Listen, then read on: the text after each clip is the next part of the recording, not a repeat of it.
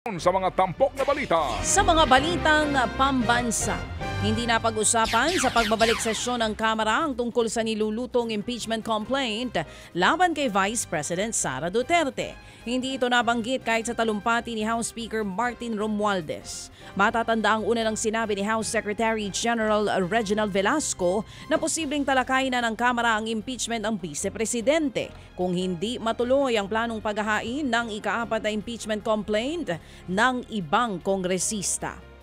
Samantala, tapos na ang investigasyon ng NBI tungkol sa sinasabing pagbabanta ni Vice President Sara Duterte laban kina Pangulong Bongbong Marcos Jr., First Lady Liza Araneta Marcos at maging kay House Speaker Martin Romualdez. Bagamat tapos na ang investigasyon, nilinaw naman ng prosecution na kailangan pa rin nilang magpadala ng prosecutors para suriing muli ang mga ebidensya na nasa kustodiya ng NBI. Oras daw na matapos ang evaluation, saka pa lamang magbibigay ng tamang rekomendasyon ng National Prosecution Service sa Department of Justice o sa NBI. Depende sa magiging resulta nito.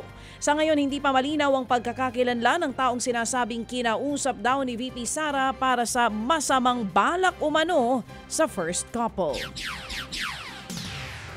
Nagbitiw o inalis nga ba sa pwesto? Yan po ang pangyayari kahapon sa Kamara sa chairman ng House Committee on Appropriations sa si Ako Bicol Party List Representative Zaldy Co.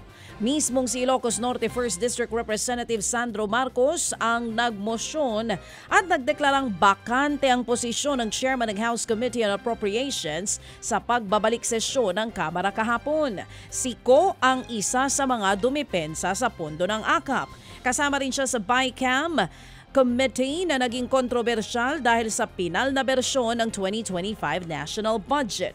Ayon naman kay Zaldy Co, health reasons daw ang dahilan ng kanyang pagbitiw sa pwesto. Ang dagdag pa niya, parati siyang nagsisilbi para sa mayorya.